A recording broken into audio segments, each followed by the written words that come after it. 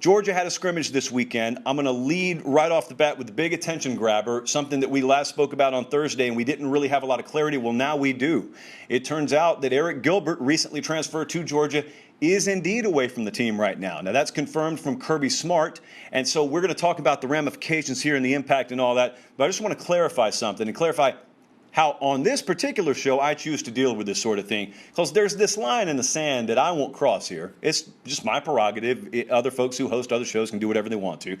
But we told you on the Thursday show our whole approach was going to be to wait until Saturday. And I didn't have any concrete info. It's not like I was keeping anything from you, but I did know that if there was something tangible there, it was very much off the field in nature. It turns out it is off the field in nature. So yesterday, there were a lot of people hitting me up and asking, what do you think now that Kirby Smart has confirmed Eric Gilbert's away from the team? What do you think? Well, I'll tell you what I think about the on-the-field aspect in a second. As far as the off-the-field aspect goes, it's our personal philosophy on this show. There's just some stuff that's none of your business, me included, none of our business.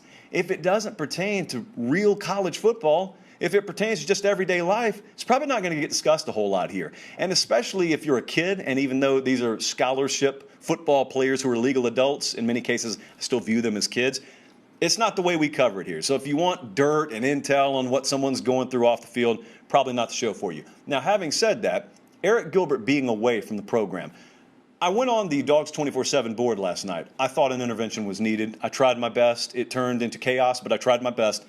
I would look at it like this. If I were a Georgia fan and I were to not have really been dialed in for the scrimmage this week, and I just woke up this morning, looked at my phone, and, Eric Gilbert's not with the team, I'd ask myself this before I panic. How did I feel about this team on May 31st? That's the day before Gilbert transferred to Georgia. If I felt excited about our prospects this year, then I'm not going to let this deter my excitement, because all that could happen, the absolute worst that could happen, is you just revert back to the status you were before Gilbert got there. So it's not great. I'm not sugarcoating anything. I'm just trying to give a little bit different perspective than, well, let's just hop off the nearest cliff. Not smart. Not smart. It's the second week of August. Not smart. So there are two columns here with the Georgia scrimmage, because there was a lot of negative to take away from this. There was a lot of positive to take away from this. And we're going to hit a lot of schools tonight, so I'm not going to spend any 10-minute portion of the show on one. But there, as is usually the case in the first scrimmage of any fall camp, there are a couple of columns that can be true. Here's what it sounds like for Georgia. Number one, the offensive production, or lack thereof, was very much concerning in this thing. But then also, I would ask you this. What would you have done, if you're a Georgia fan, if you check that scrimmage report over on Dogs 24/7, for example, and what if Jake Rowe were to have told you the offense, despite not having Kyrus Jackson and Jermaine Burton and Eric Gilbert, just lit the defense on fire? What would you be thinking right now? I'm telling you what you'd be thinking. There'd be infinitely more freak out than there is currently, because JT Daniels and company struggled to move the ball in front of a bunch of donors, and we have no clue how the scrimmage was structured to begin with. So there are two columns there. Both can be true. Both can be true. How about wide receiver being as banged up as it is for Georgia is a concern? It absolutely is a concern. But then also, I could view it within this context. The plan for guys like, for example, the guys we just mentioned, is to have them ready when the season starts, or in a more ideal world, have them ready when they scrimmage again this next weekend. And Kirby Smart spoke about that after the scrimmage, and that's, in a roundabout way, what he said. We probably could have played some of these dudes if there was a game today. It's not a game. So let's try and get them healthy as much as we can. But also remember this.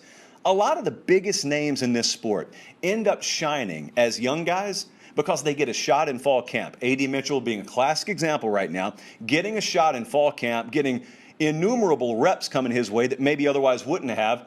Some guys take it and run. It's not just happening at Georgia. There's several other places. LSU's got a couple of young guys that are making moves right now. I'm going to talk about them a little bit later.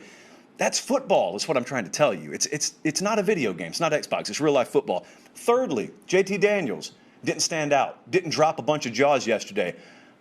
I don't mind if you're concerned about that. I'm going to talk about that more in just a second, but we don't know, again, how that scrimmage was formulated. But I'm not making excuses. I'm going to, again, circle back around to that. But I do believe, and this is the one I say for last, I do believe offensive line is a legitimate problem for this team. I really wondered as we got into the second week, first scrimmage of fall camp, was it going to be the secondary? Was it going to be, different injuries, maybe to wide receiver, for example, or was it going to be offensive line? I think it's offensive line right now. Now, there are two schools of thought here, because Kirby Smart stepped to the podium in the postgame in the middle of him talking about amphibians and ambidextrous. He talked about the offensive line. Now, Kirby Smart would lead you to believe, I like what we have here. I think we have some guys that we're cross-training right now, but by and large, I like what we can do.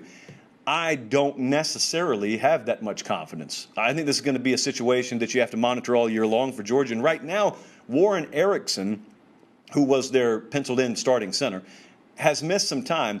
Now, the welcome, sort of relieving thing that Kirby Smart told you yesterday is we're going to get him back. We're probably going to get him back this week. So that's the good news. The bad news is his snapping hand's the one that's broken and going to be cast up, at which point he revealed to you he is ambidextrous, but then also told you, I don't think we're going to have him snapping with his non-predominant hand. So it got really specific from an anatomical standpoint. But I say all that to say they're not settled on the offensive line yet.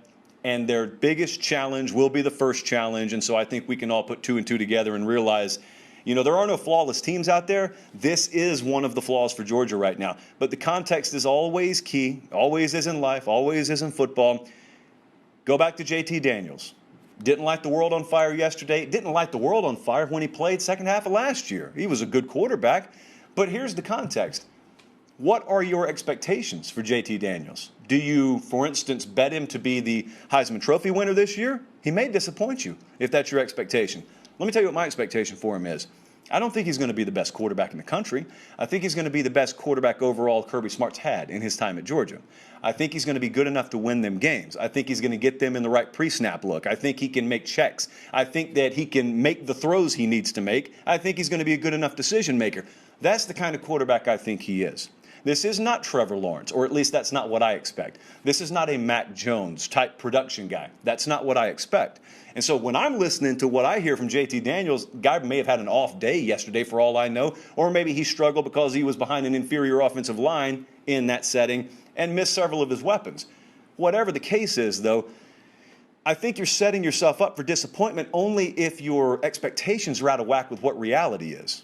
So that's what I'll say about JT Daniels. But that theme for the Georgia scrimmage yesterday, offense a step off, defense dominating a majority of the day, that wasn't unique to Georgia. That was the case everywhere. And if you don't believe me, stick around the rest of this show, and I will tell you definitively that's what the theme was. Let me give you a little prediction before we move on.